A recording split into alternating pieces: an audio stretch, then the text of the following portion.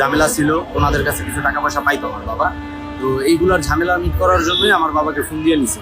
গ্রামে নেওয়ার পরে ওই যে রাত্রে 2:30-3টার দিকে আর কি প্রথমে বাইরা বাবাকে প্রচন্ড পরিমাণ মারছে, পিটাইছে। পরবর্তীতে আর কি যেটা চোখ উঠাই দিছে। স্থানীয়রা আহত রিপনকে প্রথমে গৌর নদীর আশুকাঠি হাসপাতালে নিয়ে যায়। পরে অবস্থার অবনতি হলে বরিশাল শেরেবাংলা মেডিকেল কলেজ হাসপাতালে ভর্তি করা হয়। তবে পরিস্থিতি আরও খারাপ হওয়ায় তাকে ঢাকায় জাতীয় চক্ষু ইনস্টিটিউটে পাঠানো হয়। বর্তমানে তিনি সেখানেই চিকিৎসাধীন রয়েছেন। যেরকম আমি নিজে দেখছি আমার স্বামীর চোখ সবাই নিজের আপনজন মানুষ যেভাবে উঠেছে, এই কোনো মানুষের কাজ এটা কোনো মানুষ করতে পারে না।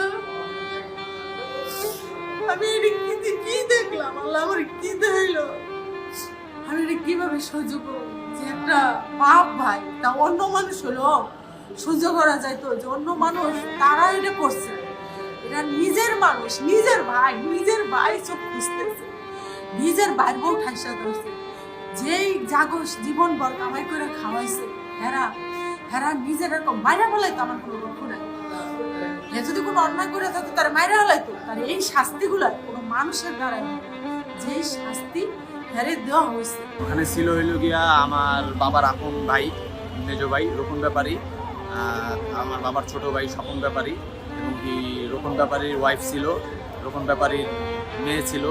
এখানে আশপাশে আরো অনেক লোকজন ছিল, প্রায় মোট ওরা 8-9 জনের মতো লোক ছিল।